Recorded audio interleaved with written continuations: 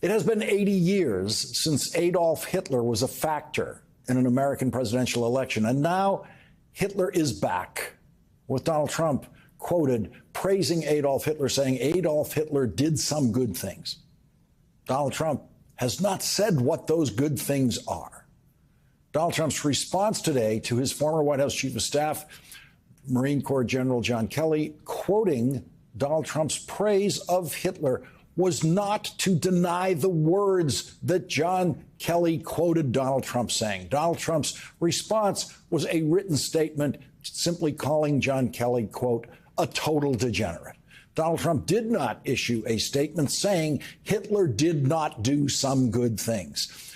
Donald Trump could have issued a statement saying that, but he didn't. Donald Trump knows that he has the American Nazi supporters out there who are going to vote for him. Actual American Nazis. Small sliver of Trump voters, but he needs every one of them. Donald Trump knows that he needs every total degenerate American Nazi voter in every swing state to vote for him. And so Donald Trump cannot afford to lose a single one of them. And that's why he refused to condemn Hitler today and only condemned John Kelly. What are the good things? What are the good things that Hitler did? That is the first question for Donald Trump, for any reporter who is next allowed to ask a question of Trump. What are the good things Hitler did? Hitler is known for attempting to exterminate every Jewish person living in Europe, and he hoped to exterminate every Jew living in the world. Hitler tried to fulfill that ambition by annihilating 6 million men, women, and children. Grandfathers, grandmothers, great-grandfathers, babies. And while Hitler was at it in those death camps, in combat, Hitler killed as many American soldiers as he possibly could. Adolf Hitler introduced the idea of bombing civilian populations from the air that had no military strategic objective. He killed men, women, and children in London that way. Adolf Hitler was from start to finish a raving madman who committed suicide when he knew he had lost World War II. What good things? What would you say when he said to you that Hitler did a lot of good things? Well, I tell him that. I said, if you, first of all, you should never say that. But if you knew what Hitler was all about from the beginning to the end, everything he did was in support of his racist, fascist life, philosophy, so that nothing he did you could argue was good. The next reporter to ask Donald Trump a question must ask him, what good things did Hitler do? Reporters must also ask Donald Trump what bad things Hitler did. And watch how reluctant Donald Trump will be to publicly condemn Hitler, because Donald Trump fears losing a single vote from a single degenerate American Nazi. Donald Trump has been quoted by multiple sources saying he wished he had Hitler's generals. Jeffrey Goldberg reported more of Donald Trump's praise of Hitler and his generals in a piece in The Atlantic yesterday under the headline, Trump, I need the kind of generals that Hitler had. Hitler's generals were murderous anti-Semites who were also the worst generals fighting World War II in Europe. Hitler's generals were wrong about how to fight the war, and they lost every major battle against the great American generals who Donald Trump dishonors with his perverse anti-Semitic praise of Hitler and Hitler's generals. And Hitler's generals conspired repeatedly to assassinate Adolf Hitler, but because they were incompetent, Hitler's generals failed in every attempt to assassinate Adolf Hitler. But Donald Trump wants Hitler's generals. He doesn't want Franklin Roosevelt's generals, the generals who actually won World War II. George C. Marshall, the general who masterminded the entire American approach to World War II in the Atlantic and the Pacific. General Dwight D. Eisenhower, who won the war in Europe and became president of the United States. Legendary generals George Patton, Douglas MacArthur, General Omar Bradley. Donald Trump doesn't want any of them. You know who didn't want Hitler's generals? Hitler. Hitler thought his generals were clowns in the same way that Donald Trump thinks that the generals in command of the American military now are clowns. Jeffrey Goldberg reports, quote, when Trump raised the subject of German generals, Kelly responded by asking, do you mean Bismarck's generals? He went on, I mean, I knew he didn't know who Bismarck was or about the Franco-Prussian War. I said, do you mean the Kaiser's generals? Surely you can't mean Hitler's generals. And he said, yeah, Hitler's generals.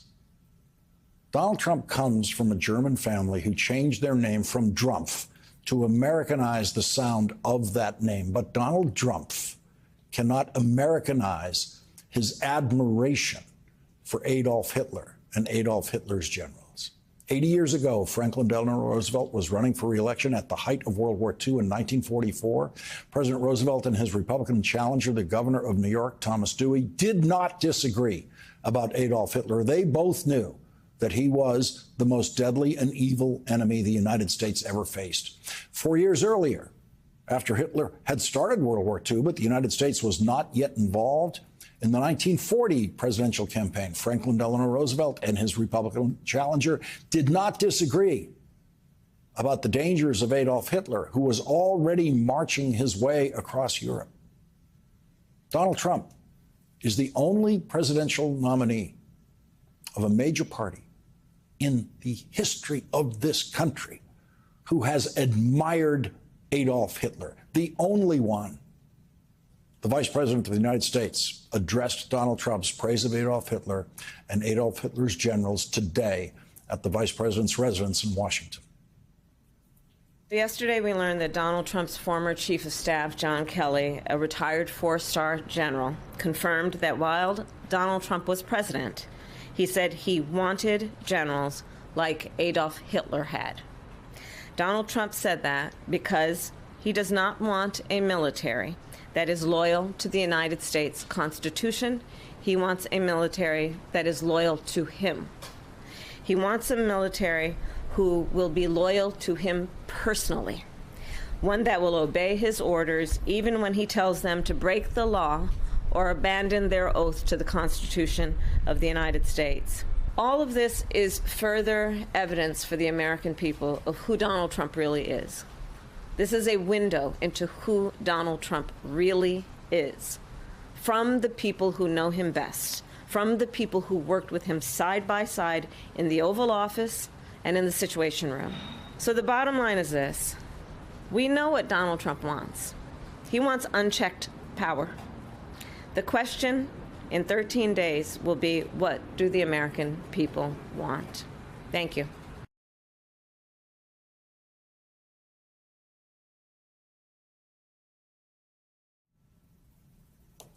Former cast members from NBC's series The West Wing about a fictional White House, led by their fictional president, played by Martin Sheen, have been on the campaign trail for Kamala Harris. And tonight, Martin Sheen has returned to his home state of Ohio, where he is campaigning for his good friend, Senator Sherrod Brown's reelection. There was a time when I was a writer on the West Wing series that I got a very important call from Washington asking if I thought Martin Sheen could be persuaded at the end of the series to run for Senate in Ohio. He could not be persuaded, but remains concerned about Ohio and its future, which is why he is campaigning there tonight with Sherrod Brown. Martin Sheen and Sherrod Brown will join us in a moment. Sherrod Brown has received a Republican endorsement in Ohio that is even more important in Ohio than Liz Cheney's Republican endorsement for Kamala Harris is for the rest of the country. The most politically successful Republican dynasty family in history is not the Bushes. It is the Taft family. William Howard Taft served one term as president of the United States. The president's son, Robert Taft, became the Republican Senate Majority Leader from Ohio. Robert Taft's son, Robert Taft Jr., followed in his father's footsteps in the United States Senate, representing Ohio.